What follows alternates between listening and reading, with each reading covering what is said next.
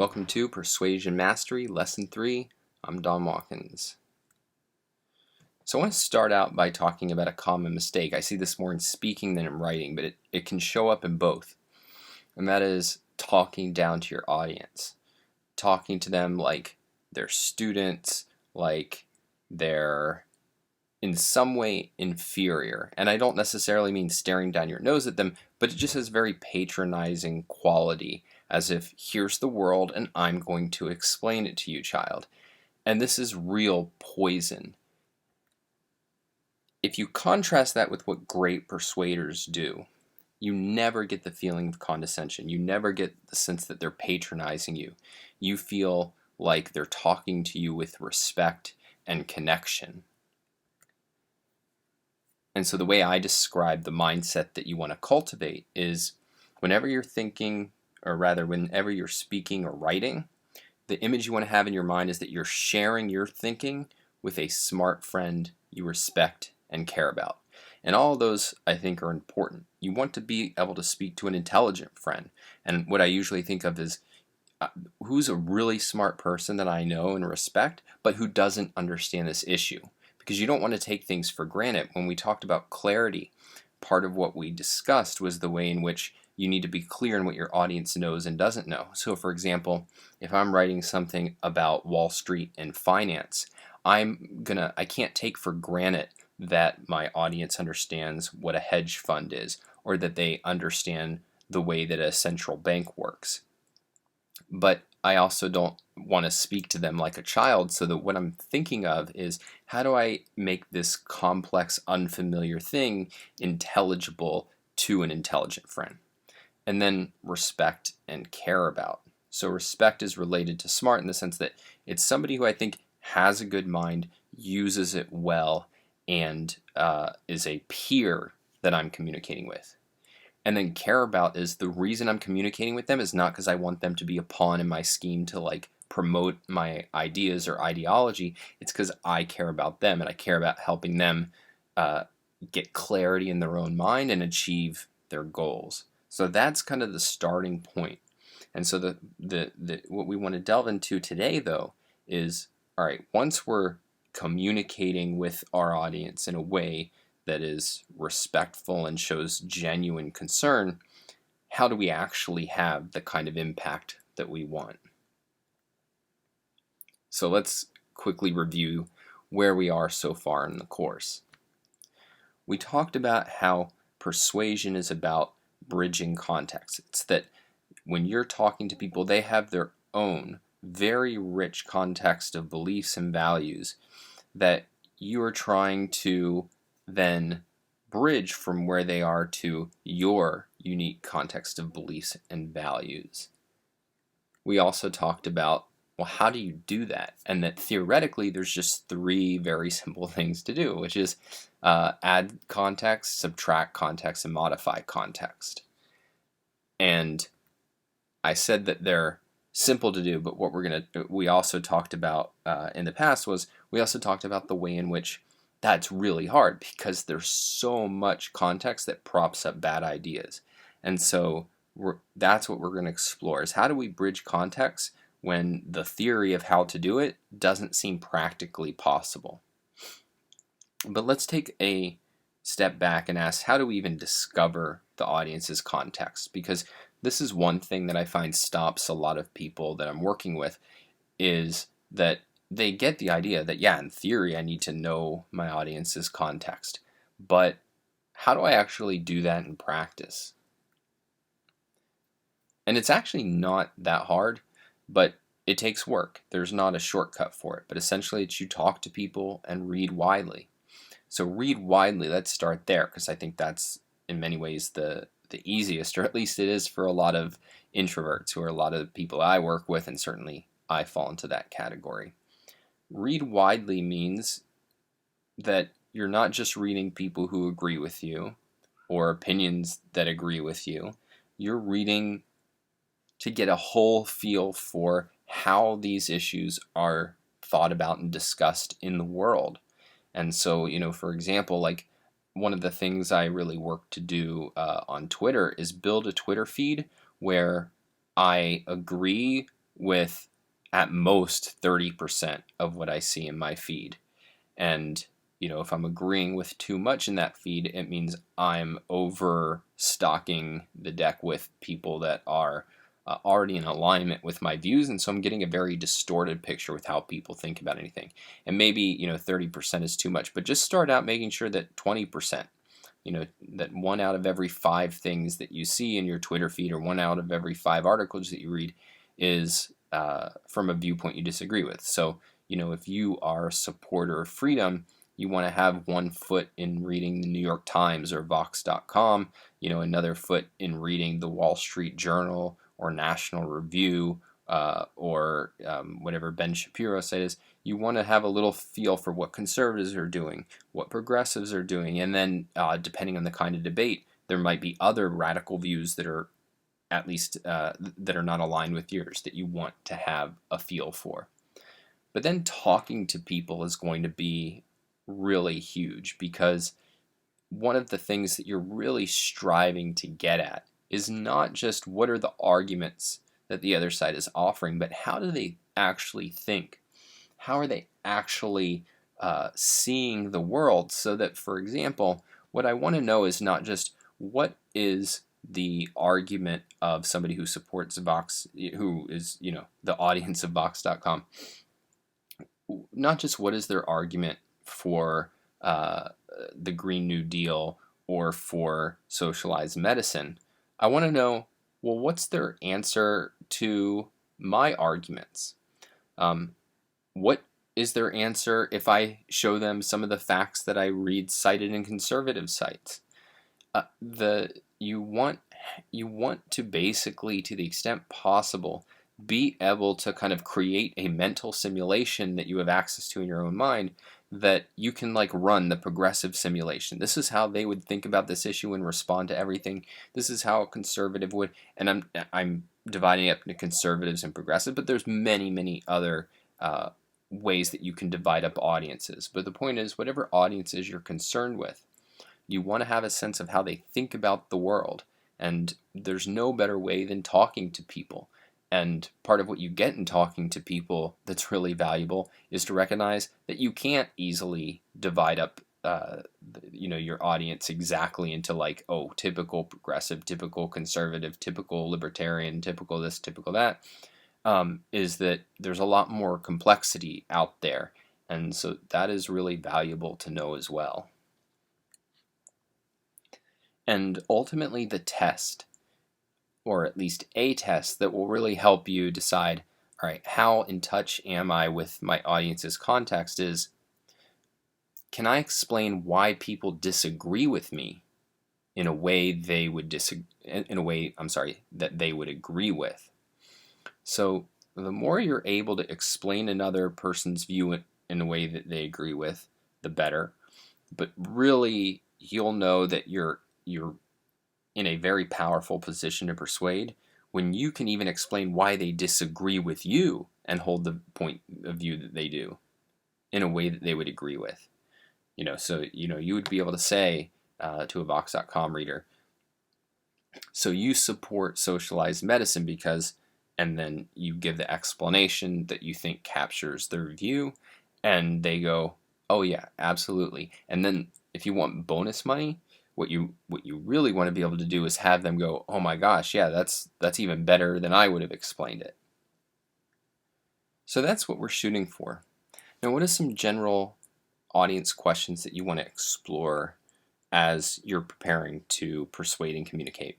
And let me say at the outset, some people get intimidated and they feel like, oh my God, every time I'm supposed to write something, I have to go through 20 questions and do all this, preparation.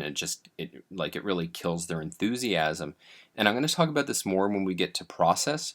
But what I'm saying, what the point I'm making here is not that you have to be like a robot and answer, explicitly every element of this. These are whenever you're feeling disconnected from your audience, whenever you're feeling like you don't have at the ready all of the knowledge that you need in order to be persuasive, you can come back to these kinds of questions to figure out, all right, where am I, where's the gap and how do I fill it? So these are some audience questions that I learned from Alex Epstein that I have found helpful over the years. So what arguments have they been exposed to? Like, you need to know what arguments they've heard, because if you don't, then you're never going to be able to connect or persuade with them, because you're not addressing the actual things that are on their mind. What do they know that I can count on? So these are things where basically you and them are in agreement, and so you don't have to explain them at length. Like, maybe you have to mention it in a line, but it's not something you have to argue for. What don't they know that I need to explain? What do they think they know that's wrong? What are their strongest values? What values do they have that I can appeal to? Now, sometimes there's going to be a lot of overlap between their strongest values and the ones that you can appeal to, but sometimes not. Somebody might be very passionate, about being green or about economic equality, and you might think, no, I think these are the wrong values. It's the wrong goals to be pursuing. But what values do they have that I can appeal to? What values do they have that might seem at odds with my position? All right, and so this could be one of their strongest values. It could be more minor ones, but you just need to be aware of what are the things they care about that, at least on the surface, are clashing with the view you're trying to persuade them of.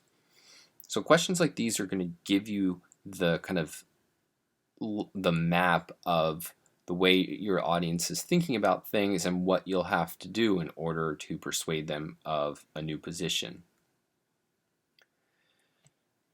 So now we come to the question of, all right, well, how in practice do we bridge the context chasm? So we understand the audience, we're going to talk to them like peers that we care about and respect, and now we have to bridge the context chasm. And there's widespread view that that's impossible. So I mentioned at a theoretical level it can seem impossible because there's so much context. Can you ever add, subtract, and modify everything you need to? But even people who haven't taken this course and put the problem in exactly those terms, there's a widespread view that people don't change their mind about important things. Like, I've worked with people whose whole job is, they do polling and focus groups, and their role, part of what they're trying to do is help their clients change minds, but their view is that you can't really change minds in any significant way. So what they're usually doing is, what audience is kind of like right on the border of being persuadable, and how do we push them 2 inches over so that, say, they vote for this candidate rather than that candidate? And they'll even call them the persuadables often. And the underlying view here is that, at least on fundamental issues, persuasion is impossible. And I mean, we know that with a moment's reflection that that's not true. Most of us have been persuaded of major things in our life, at least a few. And one of my projects is my Liberty Unlocked podcast, where I talk to many people who have had their views changed in a fundamental way. And so we know that persuasion is possible, but we also know that it's hard and it's rare. And so what we want to explore is how to do it, given that we know that it is possible, and given that we know that it is hard. And the answer is going to be framing. So the key lesson is that our framework shapes how we process an argument. And I'm going to explain what a framework is, but it's an analogy, and I should say different people talk about framework in different ways. Like, I've heard Ben Shapiro discuss it. I've heard many other people will talk about framing. I'm going to talk about it in the way that I learned it from Alex Epstein, which is really built on a kind of understanding of the way that philosophy influences our thought and action, that's kind of rooted in Ayn Rand's ideas. So that's where I'm coming from here. But Alex likes framework because it takes an analogy from physical building, right? The framework of a building is the starting structure that's gonna shape everything else about the building as you build stuff onto it. And so the idea is that every thought process, every communication process has a starting structure that controls everything else that happens later. So, what are the components of a framework?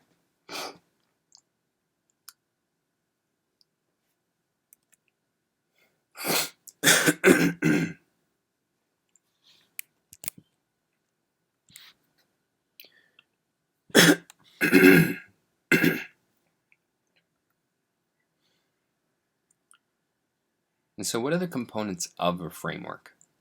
Well, I think you can break it down into methods, assumptions, and goals. So methods is what's a person's default way of thinking about an issue. Like when you raise an issue like energy, or an issue like healthcare, or an issue like the economy in general, what does their mind do? What do they regard as the salient issues? Where do they how do they process incoming information and counter arguments? We have kind of go-to methods that we're not even aware of that are going to shape how we're processing an argument and how we're going to process information. Assumptions. How do they think the world works? And this is going to come down to, and I'm going to give examples of all these in a moment, but just at a high level, assumptions are going to be certain things about the nature of existence and the nature of human nature, as well as like the nature of specific systems and so on. Goals. How are they judging good and bad? And we've talked about in the past the reason that what I call logical brute force doesn't work, where you just you pluck some starting point you think your audience will agree with, and you try to give this airtight, step-by-step logical argument that then makes a conclusion that nobody can object to. And what we pointed out was this doesn't work because it leaves an alien or hostile context intact. And this is delving deeper into that point, we can think of it as it leaves a hostile framework intact. So it's not true that to persuade somebody, you actually have to change every element of their context. Because if you look at what actually happens, and if you reflect in your own life, whenever you have a big change, it's not like you reject the new idea until every single fact, experience, assumption, view of history, sub-component of the issue, until all of that is changed and clarified. What often happens is, you can think of it as a bell curve, is that there's a period from which you're introduced to a new idea, or that you start to consider a new idea, and you're in effect fighting against it, and you're looking for reasons why it's not true, reasons why your existing view is probably true. And I'm not saying you're doing this in a dishonest way, but just the tide is running in the direction of your current view. But there reaches a point where you're fundamentally convinced of this new view, but there's still a lot of context remaining in your mind, and you start then looking for, again, not necessarily in a dishonest way, but you're looking for, okay, I think this is true, but what would be the answer to this objection? Versus, I think this is false, they can't answer this objection, can they? And what I think is going on more often than not in that kind of situation is that what's happened is not that you've rearranged every fact and every component of your context, but that you've let go of the hostile framework. And in persuasion, if you can help get rid of the hostile framework, if you can remove that so that it's no longer pushing in the direction against your view, that's what's going to make persuasion possible. So let's talk about what is that hostile framework. Now, what I'm about to talk about is the anti-freedom framework. This is not every element of the framework that's relevant to why people oppose freedom or a particular pro-freedom policy. And not every person holds all of these at every time. But these are some major pieces of the anti-freedom framework that you should be aware of as somebody who's a champion of liberty. So at the level of methods, and again, we're going to drill even deeper and give examples and of all of these, but just at a high level. In terms of methods, anti-freedom views are championed by misrepresenting our policy options. We don't get all of the options on the table and put on the table in the right way when it comes to thinking through our political choices. Assumptions. Every anti-freedom view denies the efficacy of the individual mind. And then goals. Every anti-freedom view is based on the idea that we have an obligation to sacrifice our individual goals for something more valuable. So I want to say a word about goals, because one of the very widespread views among people who support liberty is that everyone shares the same goals and we just disagree in the means. And so like people like Ludwig von Mises were very big on this, that like when he argued against socialists, it was very explicitly, look, we all want the same things, we just disagree on how best to achieve it. And I say that a market is the best way to achieve our shared goals, and you think that socialism or government control over the economy is the right way. And then now let's just examine the means. And in fact, I was involved in a contest years ago where people were tasked with making a moral case for a pro-freedom policy, and it was explicitly held by the organizer. I learned after I lost that yeah, we all share the same goals, and the only question is how do we express that ours are the best means to achieve it in an emotionally evocative way. So for him, a moral argument was really about tapping into emotions, and tapping into emotions was just telling stories. So it's like, here's a person hurt by Medicaid. All right, that's my moral argument. And as we'll see, that's not completely crazy, but it's not at all right. And in part, it's because in the end, most opposition to freedom exists at the level of a disagreement among goals. And so just to take one sort of intuitive example, the American Revolution. So if you look at the debate that eventually led up to Americans declaring independence, it was a disagreement. The kind of alternative that was being debated was rebellion versus loyalty. And a big part of what people like John Adams were arguing is, look, we are loyal to the crown. We're basically getting screwed by Parliament, and that's what we're objecting to. But we are loyal subjects. We just want to be treated as actual, rights. We want our rights as British citizens. We want those respected.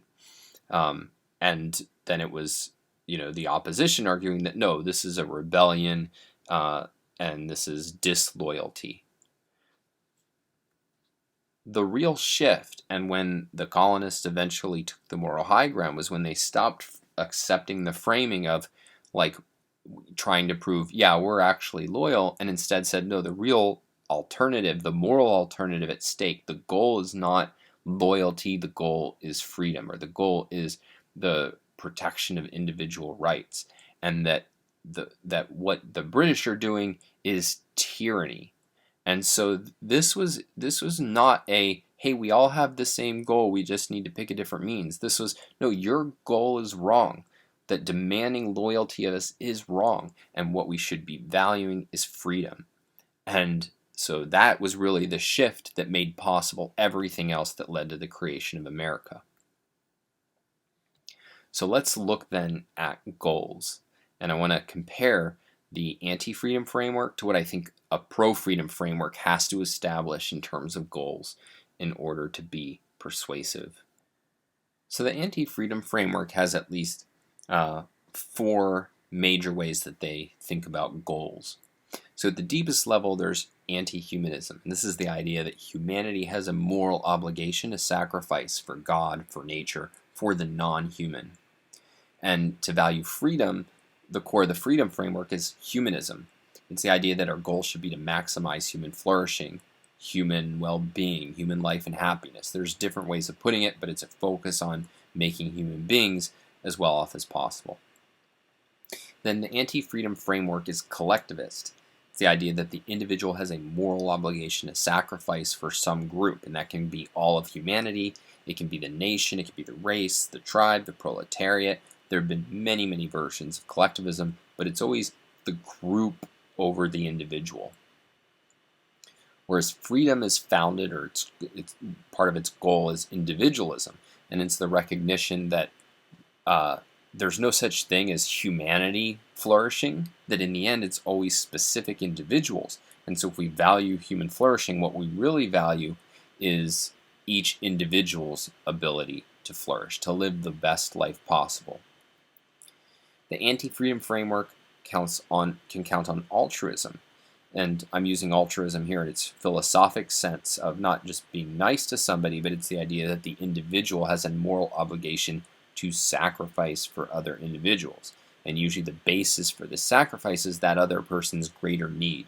And it can be any sort of need, like they have less prestige, they have less economic power, they have less money, they have less intelligence, they have even less morality. According to altruism, that if you have values, you owe them to those who have less or no values. And if you look at it, then freedom, on the other hand, is really rooted in the idea of self-interest.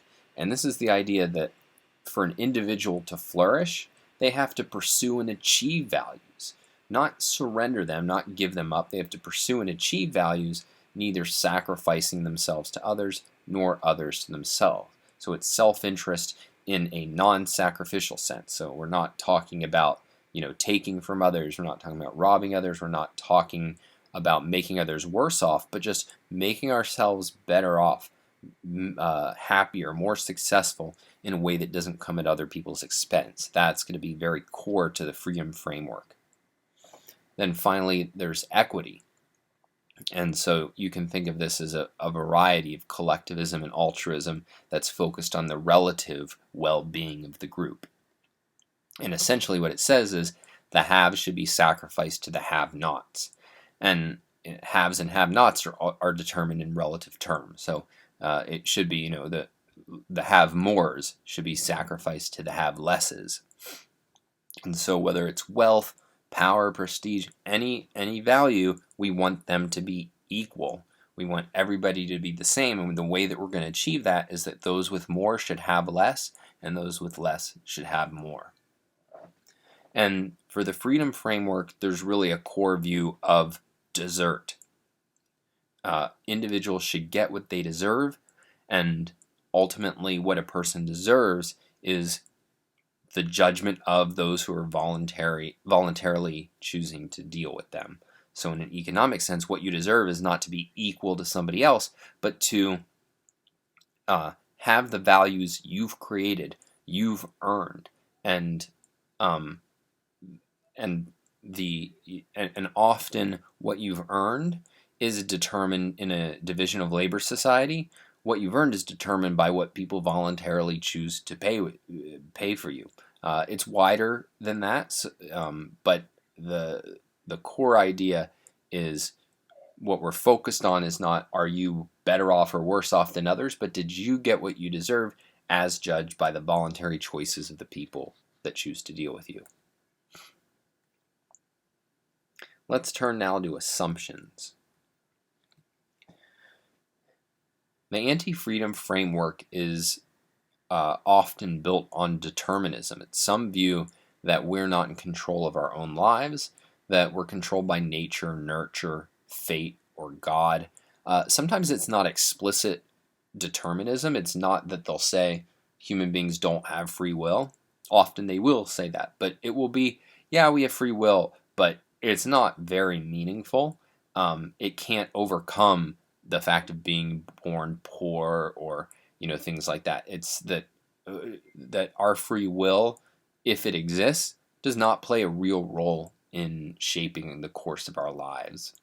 The freedom framework is based on a commitment to free will, including that we do shape our lives through our own choices. Now, this doesn't mean that free will is kind of omnipotence.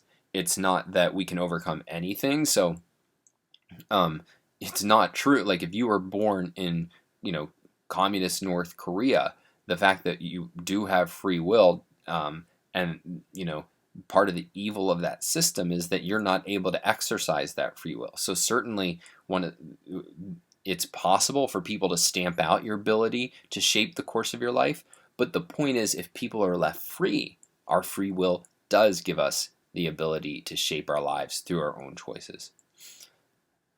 The anti-freedom framework will often hold that human beings are irrational and short-sighted. And usually there's a little caveat here or parentheses which says, well, except for those who are going to hold power, who somehow through some mystic means are able to make good decisions and reach the truth and know the good and have a long-range perspective. But for most of us peons, no, we are irrational and short-sighted, and so don't deserve and cannot deal with freedom. On the freedom framework, human beings certainly can be irrational and they certainly can be short-sighted, but we have the ability, using our free will, to think and to act long-range. So the anti-freedom framework holds that values either come from nature or from the group, not from the individual. So either nature gives us this bounty and our job is to use it judiciously rather than just like consume it in a very short-sighted way, or values, if they're not provided automatically from nature, there can be the view of, well, the group as a whole produces them, that the group acts as this kind of anonymous blob that results in the wealth and resources that human beings need. And so we can't really say that one individual contributed more than another. And the freedom framework holds that no, values come from individual thought and effort, that they're not provided automatically by nature, and that the group as a whole doesn't produce things. And this is true even when individuals cooperate. It's individuals cooperating, and we have the capacity to recognize a smaller or greater contribution by different individuals. Then the anti-freedom framework sees human beings' interests as clashing. So it's if people are pursuing their self-interest, we're at odds with each other. It's a nightmare. Something has to be done to rein in our pursuit of our individual interests. And on the freedom framework, that human beings have fundamental harmonious interests. It doesn't necessarily mean that interests can never clash, but it at least means that as a general rule, we have a fundamental harmony of interests, so that you can think of it this way.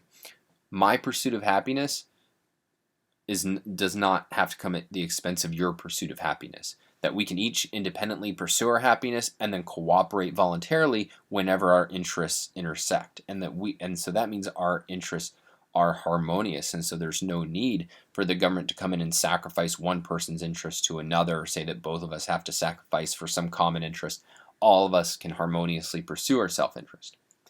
And one of the reasons that we can do this is because of the nature of resources and wealth. So this is it's sort of related to the idea of values. In fact, it's very related to it, but it's a different perspective on there. And this is the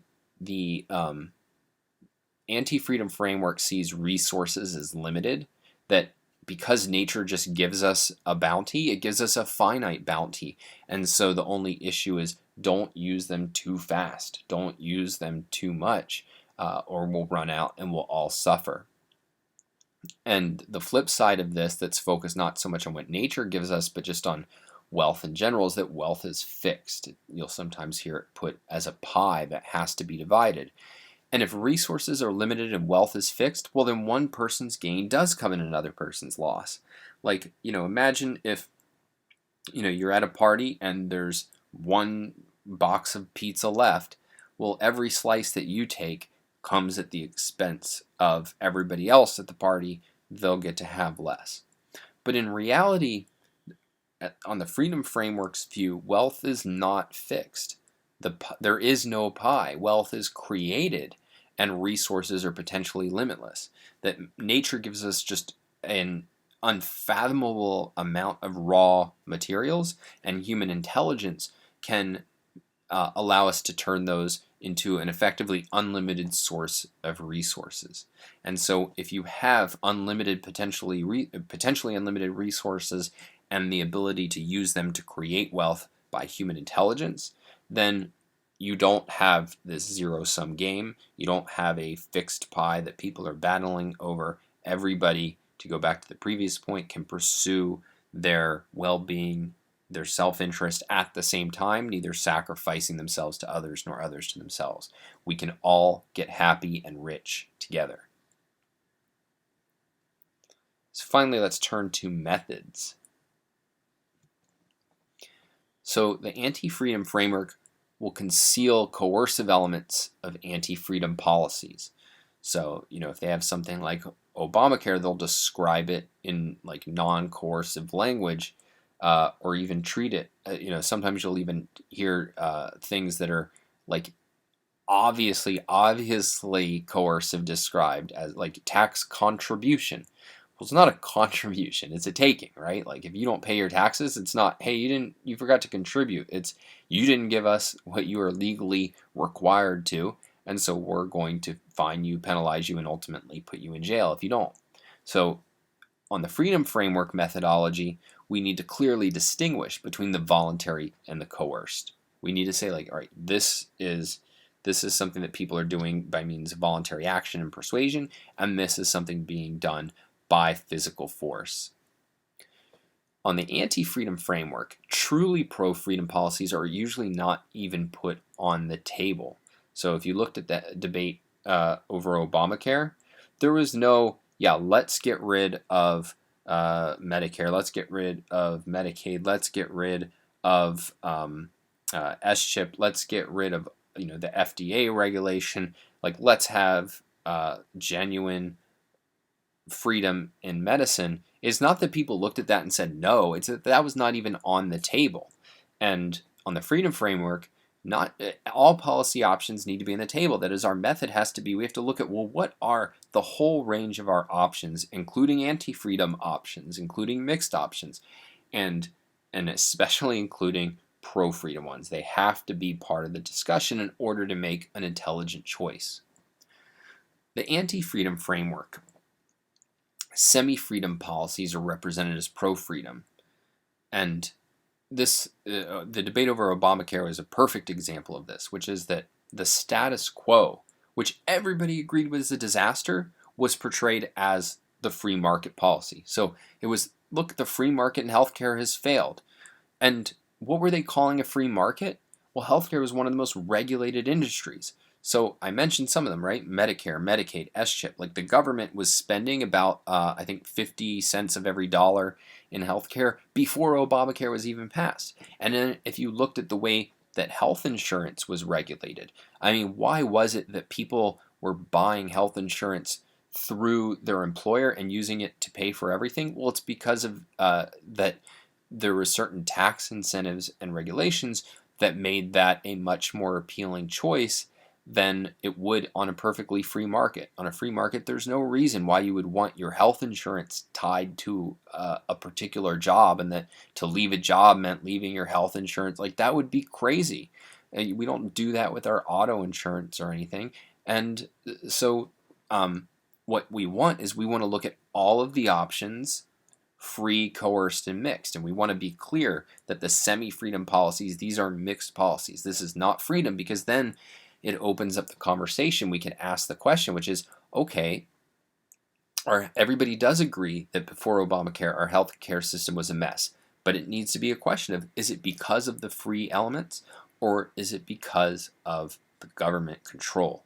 And that's what's being masked by the anti-freedom framework. And finally, we get anti-freedom fantasies represented as policies. So it'll often be that people who are opposing freedom, it's not that they say, here's my policy. Like, if they say Obamacare, all right, we can talk about that policy, but instead what they'll say is something like, I believe in free healthcare for everyone. Well, that is, you can put it an aspiration, but what it really is a fantasy.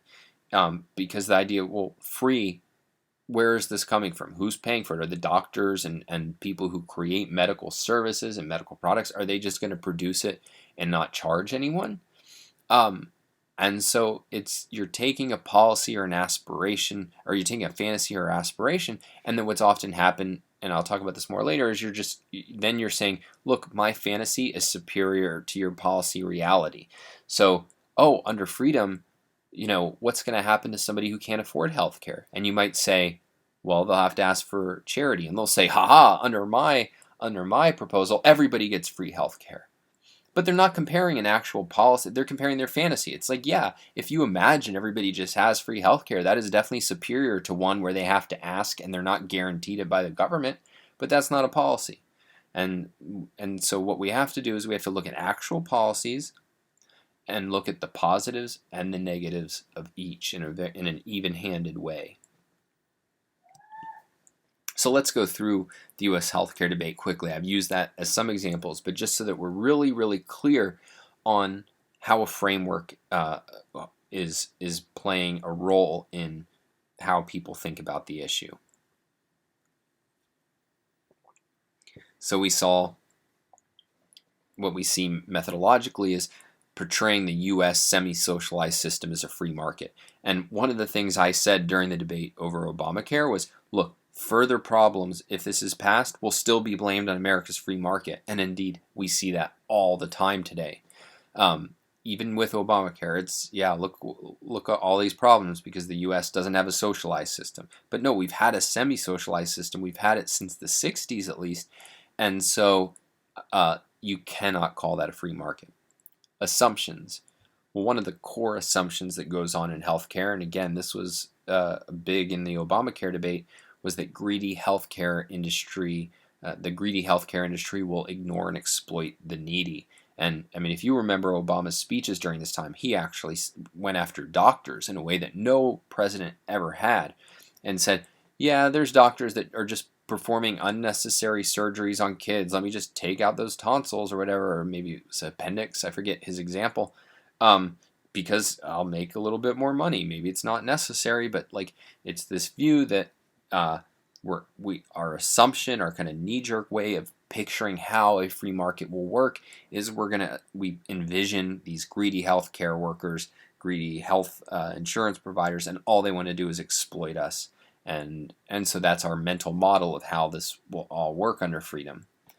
And then goals: equal access, universal care, some form of collective goal. So it's not that people are free to pursue healthcare, free to earn money and buy healthcare, not making healthcare low cost so that as many people can afford as much healthcare as possible. No, it will be equal access, universal care, some form of collective, some collectivist goal. One term, that will come up in healthcare, and it comes up in other areas too, is the idea of access to healthcare. And I remember the first time I heard this, I think like 2006. I was like, what does it mean that somebody doesn't have access to healthcare? Like, is there a security guard who just stands at the front door and like punches anybody, who tries to come into the hospital that they don't want? And this is a bad concept because what it's really talking about is you can ask, for example, is healthcare low cost so that most people can afford it? Are you free to buy healthcare? Are there government restrictions preventing you? Is somebody forcibly stopping you from buying healthcare for one reason or another? So, for example, there are cases where the government prevents you from buying healthcare. Like if you wanted a health insurance package that just covered catastrophic care, in many states that was illegal. You had to they mandated that health insurance cover things that you might not even care about having covered. Like, you could be in a relationship where neither of you want to have children, can't even have children, and you'd have to cover, you'd have to pay for birth control. But what access does is it obfuscates. It's really, as we talked about, a package deal, and what it does is it obfuscates the idea of free to earn health care, and it puts that in the same package as as the idea that, oh, I can't afford healthcare because I haven't earned any money, and says both of those are an issue of access. No, the issue is, are you free to pursue something either by buying it or by asking for charity, versus are you being given it at the expense of other people who are forced to subsidize your healthcare? And the wider lesson here is that bad concepts often have bad frameworks embedded in them. Access is a bad concept, and what it's building into it are the goals that we talked about a second ago: equal access, universal care. It's building collectivist goals into the very terminology used to discuss the issue. So if you find yourself talking about access to healthcare, access to energy, like, this is why we have to be so careful with the kind of terminology we use, because it has a certain worldview, it has a certain framework built into it in many, many cases. Here's another example, the climate debate. In terms of methods, we get a lot of bias and sloppiness. So this is a point that Alex Epstein makes. All of these are points that I got from Alex, who's really worked out the environmental framework that people use, in an environmental framework that comes from a human flourishing perspective that people should use. But in terms of methods, what will often happen is looking at our alternatives in a really biased or sloppy way. So in terms of bias, people will only hear talk about the positives of solar and wind. They'll only talk about the negatives of fossil fuels. And like, if you're biased, you're not going to reach the right conclusion except by accident. Sloppiness, you'll get kind of very vague statements, like, we'll talk about this more in a second, but climate change is real. And the question is, okay, what does that mean?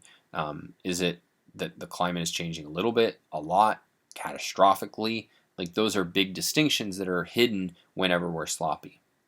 Then in terms of assumptions, many people have what Alex calls the perfect planet premise, which is like, the planet is perfect, like zero pollution, and plentiful resources, the perfect climate, and all human beings can do is come along and mess up this perfect planet. Then in terms of goals, the operative goal that is really going on in environmental debates is unchanged nature. That is, like, the more we depart from wilderness, the worse we're doing. That really our ideal should be, how do we minimize our impact? How do we minimize our footprint? And that becomes then a goal that you'll see even like energy companies endorse, at least tacitly, when they'll say, like, hey, we're working to minimize our impact. We're working to minimize our footprint. And as we'll see, there's a better way to deal with it if you value freedom, because these are methods, assumptions, and goals that are all coming from the perspective of the anti-freedom framework. So we talked about access as a bad concept. Climate change is a bad concept because this, again, has sloppiness built into it, and it also has the perfect planet premise built into it, and it also has the green goal, or the anti-impact goal built into it. So climate change, it's sloppy because it doesn't distinguish between several very different categories, which is some change, a lot of change, and catastrophic change. It blends all of those together, and so we're supposed to think that any change is bad, and that brings us to the perfect planet premise. So assumptions. This is the starting assumption is that, well, our ideal would be climate non-change, right? And that any departure from the perfect climate that nature gives us is negative. So we just assume that change as such has to be catastrophic. And then this then relates to non-impact, which is, well, what would be because nature gives us a perfect climate, what would the ideal be? Well, the ideal would be we had no impact on climate at all. And so all of that is packed into the very phrase of climate change, and by using that phrase, rather than talking about something like the climate impact of CO2 or climate livability, our ability to adapt and cope with whatever climate nature gives us, climate change embodies an entire framework that is fundamentally anti-freedom. And one of the challenges we face then is that liberty supporters often ignore and reinforce the anti-freedom framework. they leave it unchallenged or even bolster it, concede it. So I mentioned energy companies who will talk about minimizing their impact, but I mean we see this really all the time. Here's some examples and I forget where I pulled these from, but these are just I think opinion pieces that I read at one time or another. This isn't the first time the Obama administration has discussed their desire to enact minimum wage hikes. A similar plea was made in last year's address. Their premise is simple: American workers deserve to earn a living wage to have a fighting chance at the American dream. I agree, but raising the minimum wage unfortunately won't get them there. So this is conceding the goal, living wage. And you have to understand what a living wage is it's first of all, it's vague and it's a sloppy term because it's whatever the proponents say it is, and ultimately they're judging it by the standard of equity, which is that's going to keep increasing until it's essentially what every other American is making.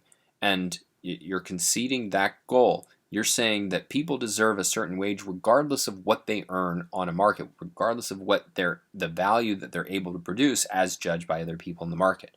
And so once you're conceding that goal, then you've lost the case for freedom, because the anti-freedom framework is establishing what we should be after, and all you can do is say, oh, your means won't work, but in the end you've given away the case at the very foundation. Here's another example: inequality in the inequality debate. Never in American history has the debate over income inequality so dominated the public square, with Democratic presidential candidates and congressional leaders calling for massive tax increases and federal expenditures to redistribute the nation's income.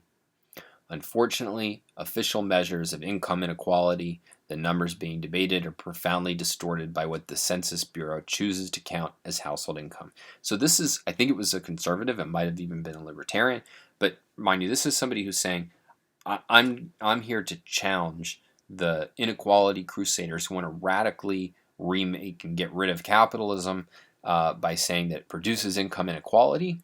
And I'm going to say, well, unfortunately, they don't have the facts right. Yeah, there's nothing wrong with the fact that they want massive tax increases and federal expenditures to redistribute the nation's income, but they're measuring the level of inequality wrong. We want economic equality, and we just need to get our facts right.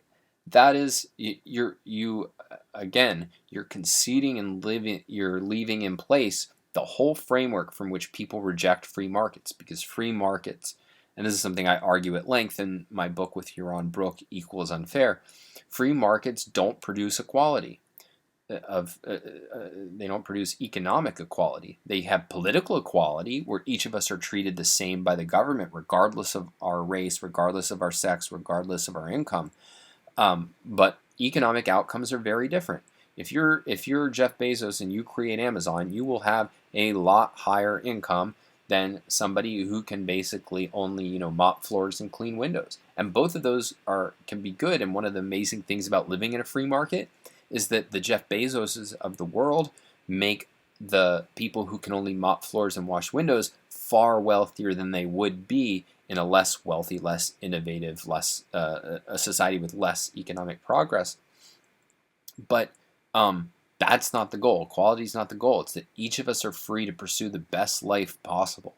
And so this kind of thing is conceding a goal that's anti-freedom, because if your goal is economic equality, well, then there's no argument against taking from the Jeff Bezoses of the world and giving what they've earned to everybody, those of us who earn less. Here's another one that's very big in the news right now. It'll be some kind of claim like Facebook is censoring conservatives. And what does it mean, censoring? Well, they can't. Facebook has created a platform. It has created, through its innovation, through its investment, through its creativity, a very desirable platform that billions of people around the planet enjoy using. And allegedly, and I don't even know, I haven't looked at the facts enough to say that this is occurring, they're silencing, or they're treating conservative voices different from the way they treat left-leaning voices, if you want to put it that way. But what take the analogous case of, all right, you built a business, right? And you shouldn't you get to decide who can come on your property and what they can say? So, should anybody be able to march into, your warehouse and start handing out flyers for Antifa and saying, like, we need to tear down the system of capitalism? And then you say, and you kick them out and they say, oh, you're censoring me. It's no, that censorship is only what the government can do when it forcibly suppresses ideas. You're free to promote your ideas on anywhere that on property that you own and on any other platform that will choose to have you. Facebook can only Facebook isn't robbing you of anything you were entitled to. Like, there was no Facebook until Facebook created it, so they can't censor you. They can't take away your freedom to express your ideas. All that they can do is decide how their platform that they created be used. And so, in claim that Facebook is censoring, what you're really doing is saying the government should decide what ideas private actors should be able to support, what ideas they have to allow to be spoken. And I know there's a bunch of rationalizations for it of, oh, they're a common carrier or something like that, or they're a publishing company. All of those are building on a foundation of other violations of free speech. It's saying, hey, we violate, the free speech rights of telephone companies, so why can't so we should include Facebook under the same role as telephone companies. No, it's that we should get rid of any restrictions on speech, and private individuals on their property determine what ideas are allowed to be promoted. So what happens, what are the consequences of conceding the anti-freedom framework? Well, I've said broadly it's that you're not going to be persuasive, but what I think two symptoms that you'll notice are you're in effect arguing we're not as bad as they say, or the other side's not as good as you think. It will be this very kind of defensive pleading posture. And whenever you find yourself basically saying, like, no, look, freedom can do everything that these anti-freedom policies can do. A free market would be just as good as Obamacare at getting universal health care. Whenever you're in that sort of position, you've conceded the anti-freedom framework, because the experience should always be like, my policy is leading us to an ideal, and their policy, the alternative policies, would be a disaster and are leading us to the evil. And if you don't have that confidence and that posture, it means you're conceding the framework.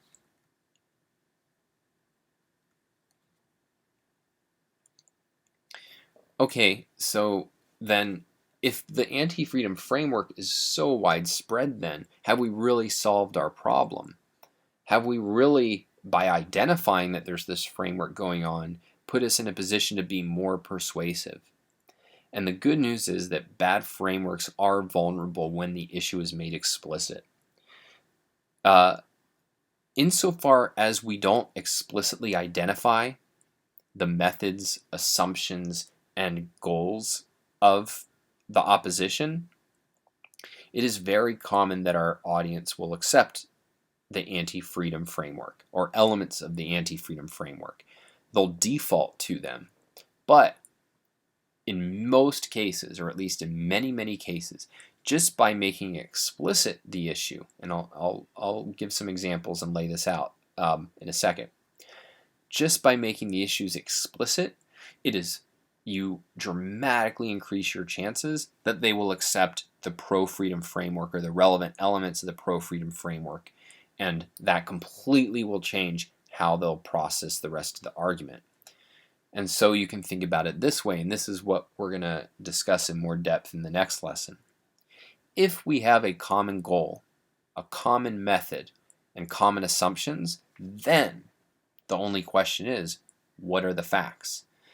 Then it's your audience, if they're sharing with you the goal, the method, the assumptions, if they're seeing the world work in the right way and like they're aiming at the same thing you are, then the only question is, what are the facts? And that is a far easier problem to solve. So the ultimate case study here, and I think the best thing I've ever seen do actually reframe an argument by making these by making the framework explicit and then applying it with all the facts is a book I've mentioned in this course before, Alex Epstein's The Moral Case for Fossil Fuels. And I should mention, I'm recording this in June of 2020, and Alex is currently working on a Moral Case for Fossil Fuels 2.0, and one of the things it's doing is it's being even more self-conscious and explicit about framework and helping the audience use a better framework in order to think through energy. And so I'm going to talk about the framework more in the terms that Alex talks about them now, and that'll appear in the next version of the book, but you'll still see these in some form in the original book. But I just haven't read the original book in a long time, so I forget exactly how he puts the terminology. So Alex starts by framing the method, which is, all right, we need to look at our alternatives, at the energy policies that are on the table in an even-handed and precise way rather than a biased and sloppy way. So I mentioned before, like, we're not just going to look at the positives of solar and wind. We're not just going to look at the positives of fossil fuels. We're going to look at the positives and negatives of all the alternatives, and we're going to do so in the most precise way that we can. We're not just going to say climate change is real. We're going to say, like, what is the magnitude? How much can we specify that? Frame the assumptions. So we're going to identify the way in which people accept this idea of a perfect planet, and what we're going to say is that no, the planet is not perfect, it's perfectible. And whereas the environmental movement will say, yeah, the planet's perfect, and we are polluter parasites who just take resources that nature gives us and use them up and pollute and ruin the naturally perfect environment. Alice is saying, no, that's not at all true. That we have an imperfect planet that we have to make perfect. Our environment is not naturally clean. It is not, we don't naturally, for example, have abundant clean water for drinking. We have to create far more clean water, and we do that by being a perfecter producer, by using production, by impacting the planet in ways that are positive for human beings. We don't naturally have a perfect climate. The climate is naturally dangerous, unpredictable. It kills a lot of people throughout history, and so we have to make the climate more livable through things like air conditioner, heating, infrastructure to protect us from flooding. All of that through our acts of production are needed to create a healthier, safer climate and a healthier, safer environment. And then most importantly, framing the goal. Our goal should not be to minimize our impact on the planet. It should be to maximize human flourishing, which means impacting the planet in ways that are beneficial for human beings and then minimizing any negative impacts for human beings that we do have.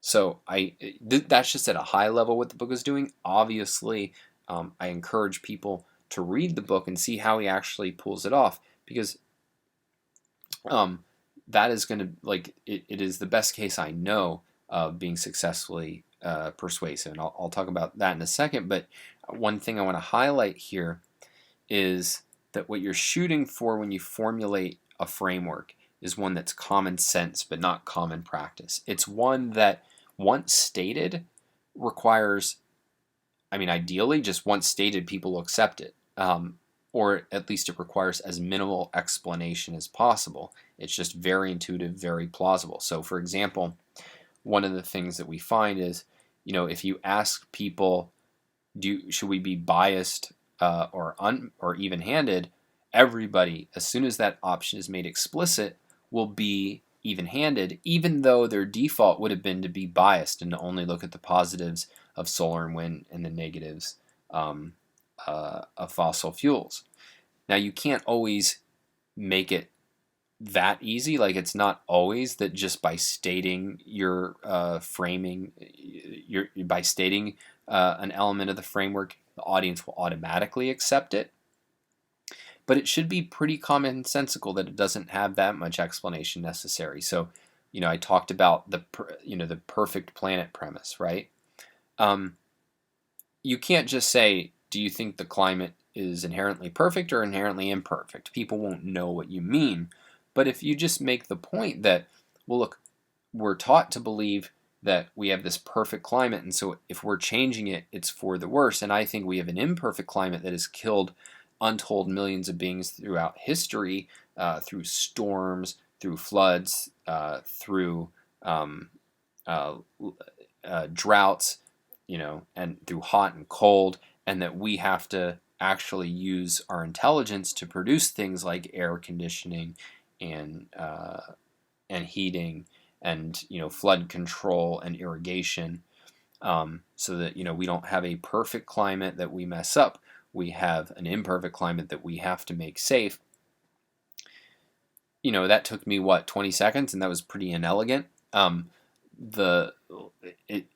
It's common sense once you name it and give a little bit of explanation. So that's what you're shooting for. And so, when you do that, you can get amazing results. So these are just two of, literally hundreds and hundreds of these that I've seen Alex get. So these are two different things that people have said to him about the book. I was a deeply ingrained environmentalist who was against fossil fuels, nuclear, etc. Over time, I can see the benefits and the disadvantages of all energy sources. Now I'm an advocate for nuclear power, gas, and hydro. I have even changed my views on fracking, much to the amazement of my colleagues. So again, this is somebody who's saying, I was a deeply ingrained environmentalist. Like, this is not a minor, this is not one of the, quote, persuadables who we moved 2% in our direction. This is somebody whose views were transformed because they got a better framework filled in with facts. Here's another. Before learning of Alex, I had the stereotypical beliefs that gas, oil, coal were products of evil, greedy capitalists who solely wanted profit and to destroy the planet while doing so. After listening to Alex, I've completely done a 180 on all my previous beliefs. He had such a rational and commonsensical way of looking at things, and his explanations, you'd seriously have to refuse to understand his points not to be in complete agreement with him. And so, these are the results you can get, even on a highly controversial issue, if you are establishing the right framework. So, in terms of how to actually execute this, because Alex has been explaining these ideas about framing for a long time, and I've talked to a lot of people about the kind of benefits and challenges of applying these ideas, and they find it really helpful. But one thing that is, I think, often misunderstood is it can be interpreted as, well, I just need to, every time I write something, I'm writing out my whole, abstract, this is the right method versus the wrong method, and these are the right assumptions versus the wrong assumptions, and this is the right goal versus the wrong goal. And, I've written 700 words now, and now I'm at the end of my op-ed, and I have 3 sentences for the relevant facts. And, that is not what framing looks like in practice. The reason Alex is, you have to take into a context that Alex goes into depth about framework in a book because it is a book. You have the space to do that, and you're making a full case. What you have to think about and what you're trying to do is you have to establish the elements of your framework that are necessary for your audience to process your argument. So I call this the minimal viable framework. You have to think, what are the framing elements I need to make the particular point I'm making right now, or the audience will misprocess it, will not be able to get it. So let me give 2 examples of how Alex does this super fast. So Alex gave a 5-minute piece of testimony in front of the Senate a few years back. And this is how he started.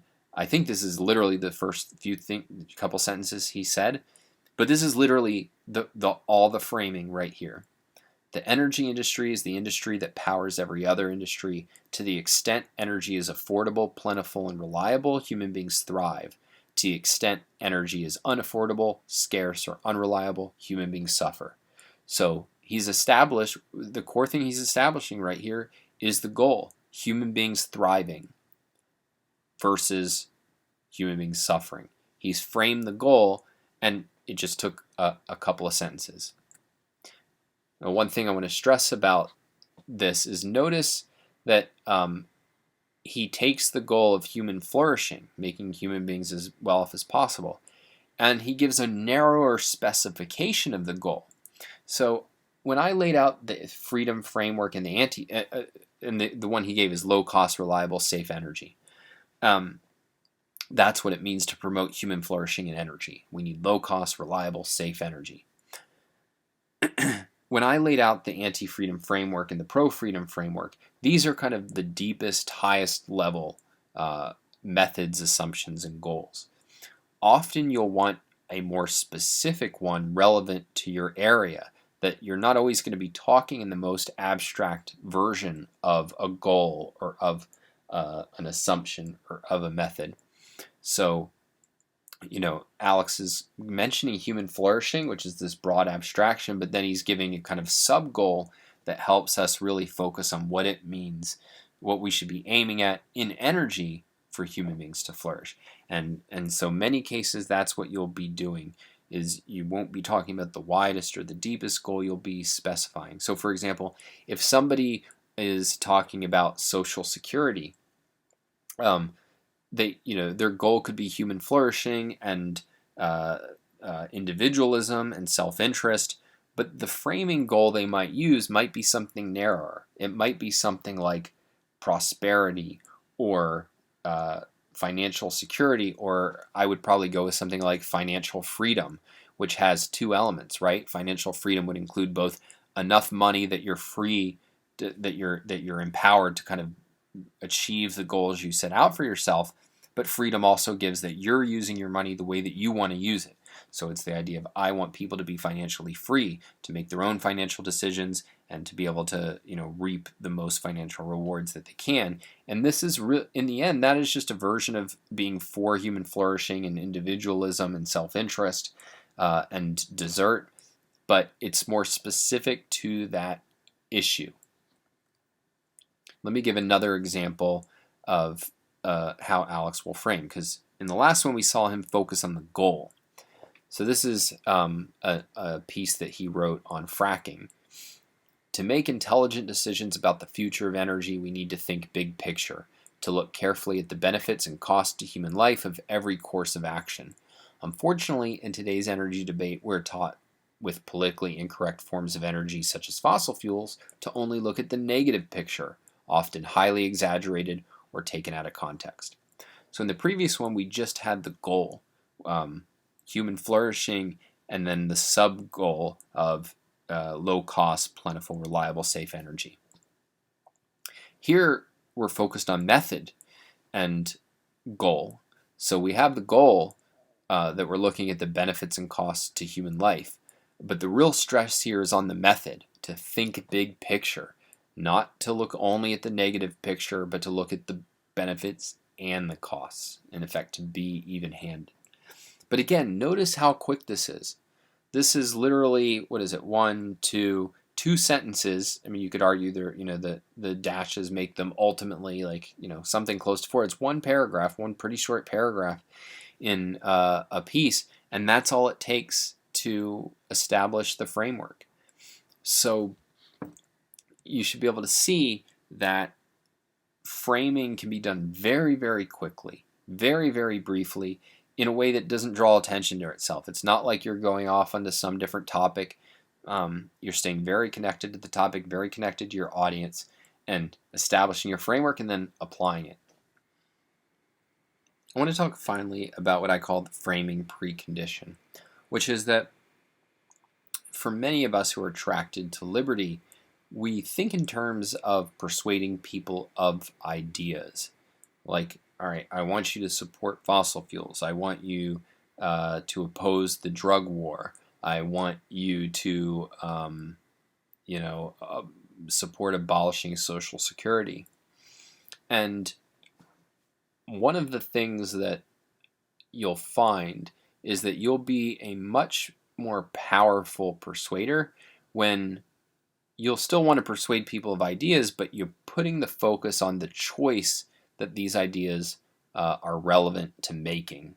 So why do you want to persuade somebody to abolish Social Security? Well, it's not just so that they walk around saying, yeah, Social Security is bad. It's because we as a nation confront a choice about what we're going to do about this program. And in order to make the right choice, we need to understand certain facts about Social Security that make abolishing it better than any of the alternatives. And that's really what you're aiming to do. Is the starting point is getting clear on the choice that we're going to make, and then we can think about the ideas relevant to making that choice. So you're going to focus on the choice, the policy alternatives in political debates usually, and you don't want to defend your policy, you want to compare policy options.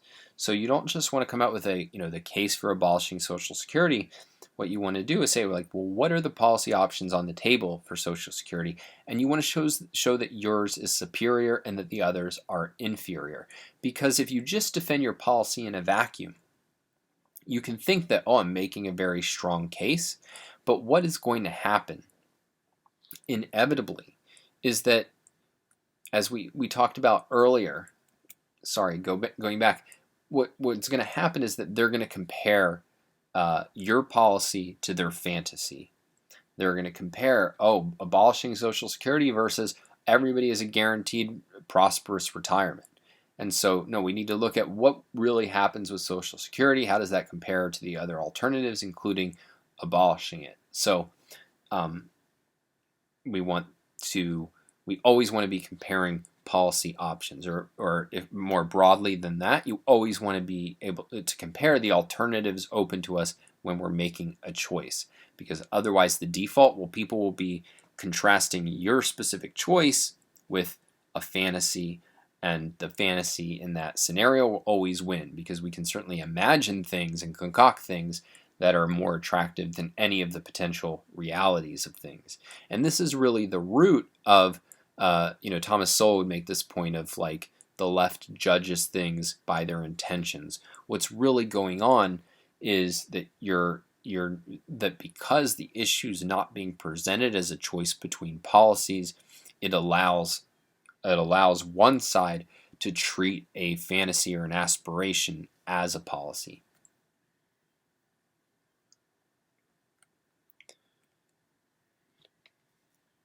And in getting all the policies on the table, it's important not to substitute knocking down their policy for championing your own policy. So, in other words, this is just the inverse of don't just champion your policy. This is saying you don't just say, well, here's our alternatives. These ones are very bad, and so now I've proved that mine is superior. No, you have to make a positive case, but you make a positive case for yours relative to the other options that are all going to be on the table. And then, as I mentioned, you're not going to treat the other side's goal or fantasy as a policy option.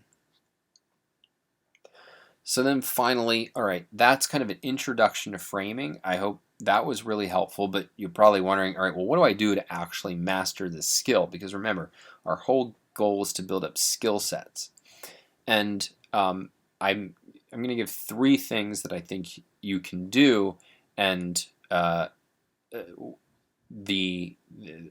I think will be helpful. But this is definitely a hard to master skill. But one is just study philosophy, and philosophy is the science that studies frameworks. It studies the methods, assumptions, and goals, the fundamental methods, assumptions, and goals that shape our thinking.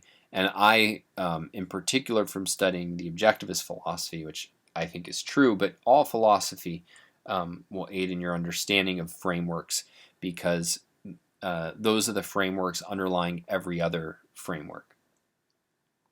I've also given in the workbook the common framework elements. So one of the reasons I went through in detail the anti-freedom framework and the freedom framework is that this should give you 50 to 75% of what you need in order to identify framing elements. I try to make it as specific as I can and give you a lot of examples and applied cases, because it can be hard to formulate these out of the blue, but this should give you a lead to any specific issue that you want to frame. And finally, you can practice specifying flourishing. So the most important part of a framework to establish is the goal, is getting clear on the goal, and you want to get the goal at the right level. If you're talking about human flourishing and social security, the gap between those two things are too vague in people's minds to be meaningful and to be useful.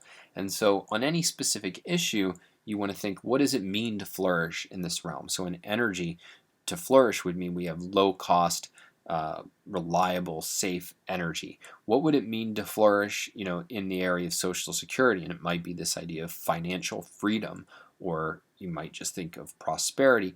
You want the kind of specific element of individuals being able to pursue their happiness or to flourish or to achieve well-being, that is going to be relevant to what you're doing. And you can just practice that anytime you're discussing an issue. And one of the things you can do as practice is, it doesn't just have to be sitting in your room and kind of concocting some phrases.